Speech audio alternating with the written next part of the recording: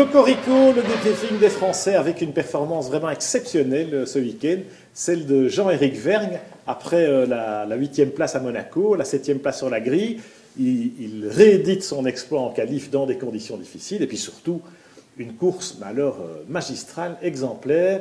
Est-ce qu'on est en train d'assister à l'éclosion du futur grand champion que la France attend? Eh ben, je l'espère, parce que d'abord, il est super sympa, et il marche bien, et en plus, il a réussi à surmonter un peu une mauvaise passe, c'est-à-dire qu'il avait été dominé par Daniel Ricciardo, qui est un bon pilote, et moi, enfin, je crois en lui aussi, et je ne m'attendais pas à ce qu'il puisse remonter la pente, et il l'a fait, donc chapeau, et je crois, et je parle beaucoup avec son coach, Renaud Derlot, et il s'agit de beaucoup de boulot en amont, et ça porte ses fruits, Monaco, puis maintenant une magistrale course, magistrale essai aussi, donc magnifique. Ce qui est impressionnant, c'est la manière dont il domine Ricciardo qui ne parvient pas ce week-end à équilibrer sa voiture, à exploiter sa voiture. En course, on voit qu'il a du survirage tout de suite et il est perdu. Alors, évidemment, il est plus loin dans le peloton, il y a du trafic et la confiance n'est pas la même. Jean-Éric, on sent qu'il a le vent dans le dos, mais il avait une très bonne auto, donc il a bien travaillé sur l'équilibre de sa voiture, ce qui n'était pas évident vu les conditions de piste aux essais.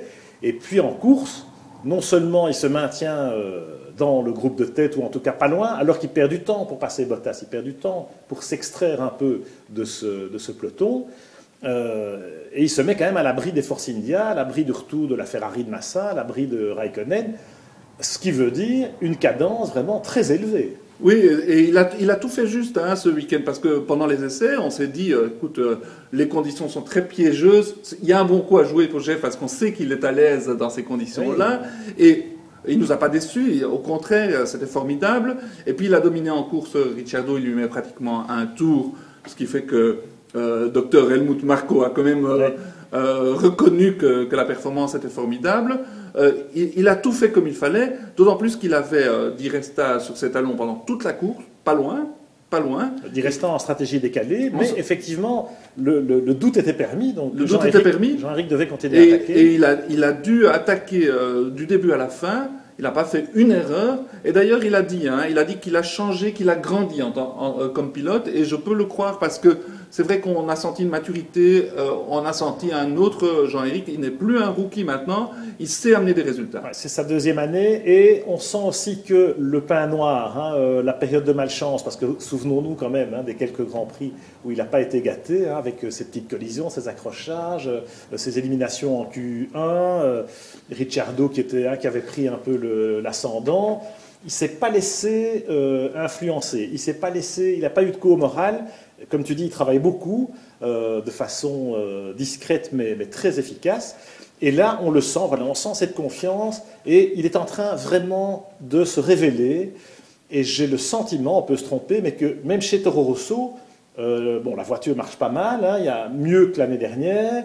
Il y a des opportunités. Alors ici, c'est vrai qu'ils ont profité sans doute du fait que certaines équipes sont passées un peu à côté de leur sujet. On pense à Lotus, à McLaren. Mais bon, la Q3 est possible, marquer des points, c'est possible. Donc Jean-Éric, il va arriver, là il y a 3 semaines, Silverstone, je dis, il va arriver en bombant le torse, quoi. Alors que Ricciardo, c'est la gamberge obligatoirement. Et on sait qu'en interne chez Red Bull, la pression est là. C'est vrai, parce qu'il y a toujours cette carotte, effectivement, du deuxième volant Red Bull pour l'année prochaine. Ce serait sympa que ce soit Vergne, ce serait sympa que ce soit Ricciardo, maintenant que le meilleur gagne. Et c'est vrai que on leur fait sentir effectivement que leur place n'est assurée que pour la prochaine course et que rien n'est assuré dans le fond. Et ils doivent performer, ces deux jeunes. Oui, ça les met vraiment dans un climat psychologique pas évident, mais c'est comme ça que le docteur Marko estime qu'il va vraiment tirer la quintessence, en tout cas voir s'ils ont les capacités pour aller chez Red Bull l'an prochain. Peut-être pas ni l'un ni l'autre, puisqu'on parle beaucoup de Kimi Raikkonen chez Red Bull l'an prochain. Mais bon, Jean-Éric pourra encore faire 1 ou 2 saisons chez Toro Rosso. Si Toro Rosso continue à évoluer de la sorte, pourquoi pas. Et puis la pression il est jeune et il a tout l'avenir du devant docteur lui. Marko se fait sentir tout le temps, parce que même Antonio Félix da Costa est tout le temps là. Il était là encore là ce week-end. Il attend, il est prêt à bondir effectivement s'il y aurait une place de libre. Il a quand même intérêt à aligner les résultats en Formule Renault 3.5, parce que c'est pas en se faisant taper qu'il va prendre ses galons de pilote de F1. Alors, évidemment, Gève, exceptionnelle performance. Et du coup, Romain Grosjean, qu'on attendait au tournant à Montréal, après le couac monégasque, et là, malheureusement, il se prend les pieds dans le tapis d'entrée de jeu, je dirais. Alors que vendredi, il était bien. On sentait vite, comme facile, voilà. Il fait le 3e temps dans les 2 séances. Il est encore là samedi matin, et puis patatras. Et c'est vrai que lui, il semble être dans une spirale négative. C'est un peu pathétique à voir quand on l'observe, parce que d'un côté, on a le clan de Kimi Raikkonen, ils sont toujours joviaux, et ils ont l'air de s'amuser, ils ont l'air de vraiment d'être là à leur aise. Et on voit que Romain Gamberge, il est là dans sa bulle, il a difficile pour l'instant. Et cette pénalité de 10 places de Monaco était un peu sévère. 5 places auraient été suffisant, mais enfin, ça ne changeait pas grand-chose. Du coup, ça plombait un peu son week-end. Il savait que son week-end serait plombé. Mauvais week-end jusqu'au bout. Oui, parce que malheureusement, en course, il a tenté le coup en stratégie décalée, mais on s'est rendu compte que voilà, dès qu'il a mis les super tendres, eh bien que ça ne passerait pas sur un seul arrêt. Et à partir de ce moment-là, bon, ben, la course était finie. Quoi. Oui, mais il n'a pas fait une mauvaise course, parce que quand tu observes cette remontée, c'était méritoire. Mais bon, au final, 13e avec une Lotus, c'est toujours décevant. Et Romain se doit de marquer des points à chaque course. La différence avec Kimi Raikkonen commence à être énorme, que ce soit au championnat, que ce soit dans le moral de l'équipe. Donc c'est une spirale négative, c'est pas facile d'en sortir. Bon, Vergne en est sorti, donc Romain en est capable aussi. Donc, oui, il faut des résultats. C'est vraiment voilà, en alignant des résultats qu'il va s'en sortir et pas autrement. Donc il ne doit pas penser à autre chose. C'est vrai. Et puis c'est Silverstone, Nürburgring, on va enchaîner 2 courses début juillet. Boum boum, c'est là qu'il faut être là, il faut être au rendez-vous. Mais gare à la Gamberge, comme tu dis, parce qu'on sait que psychologiquement c'est quelqu'un d'un peu, je ne vais pas dire fragile parce que c'est pas le mot, mais d'un peu sensible. Et voilà.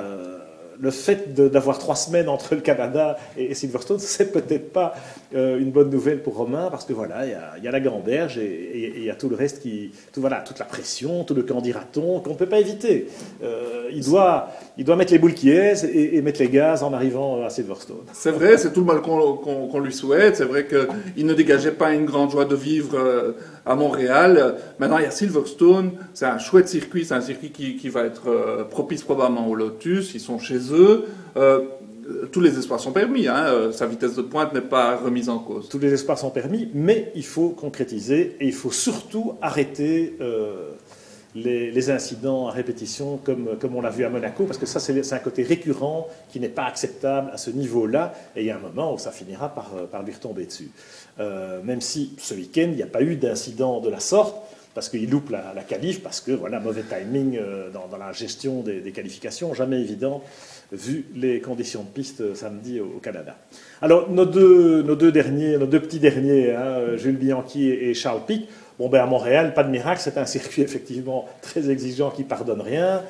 Jules découvrait ce circuit et je pense qu'il a vraiment bien fait ça, même si aux essais c'était pas évident. Il a fait une petite faute en essai libre. Bon, il s'en sort pas mal en Q1, même si le trafic, la gestion, enfin, pas évident. Et puis de nouveau, il fait un sans faute en course et c'est là qu'on voit la capacité de Jules d'accumuler les kilomètres et d'engranger l'expérience. C'est vrai, il a fait une petite erreur pendant les essais, et puis après, sa marche arrière ne s'est pas enclenchée, ce qui fait qu'il a eu très peu de roulage, mais son équipe ne lui en a pas voulu.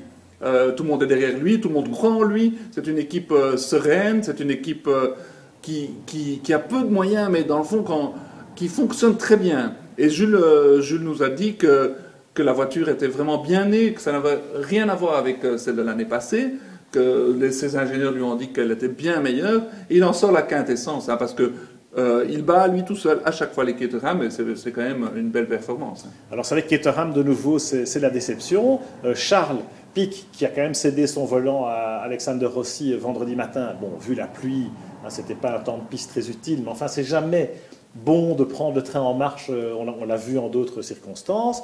Malgré ça, il fait une belle qualif, Charles, il fait 18e temps, bon, pas de miracle pour aller en Q2, mais enfin, il fait une belle qualif dans des conditions de piste particulièrement délicates. En revanche, en course, eh bien là, la Caterham n'est pas au niveau. Et donc Charles est un peu contraint et forcé de porter le sac au dos jusqu'à l'arrivée, mais il ne peut pas aller plus vite que la musique. Oui, malheureusement, j'ai l'impression que cette saison sera à l'image de cette course. Charles n'a pas beaucoup de chance, que ce soit une année de transition pour Caterham. Il ne se donne pas les moyens de réussir. Malheureusement, bon, cette fois-ci, il a très bien dominé Van der Garde, qui était lui tout à fait à côté de ses pompes. Il a fait ce qu'il devait faire, mais malheureusement, quand on se bat pour une 18e place, ça doit être difficile de garder sa motivation. Oui, enfin, bon, c'est son métier. Cela dit, il est en F1, c'est déjà ça, et il faut se battre avec les moyens du bord, c'est-à-dire battre son équipier, comme tu dis, à chaque fois, et puis essayer de se bagarrer avec Jules. Hein, on a déjà eu des beaux duels entre eux lors des courses précédentes, on en aura encore dans l'avenir, parce qu'aller se battre avec les voitures devant, franchement... Alors je sais que Jules termine à 21 secondes de Maldonado, mais enfin, Pastor, il a quand même passé par les stands avec une pénalité, etc. Donc c'est pas tout à fait à la régulière. Mais c'est vrai que la Marussia est moins mauvaise que précédemment, donc en cela, ils ont raison. Voilà pour nos mousquetaires français, avec évidemment Jean-Éric qui a supplanté tout le monde ce week-end. Super, Jeff.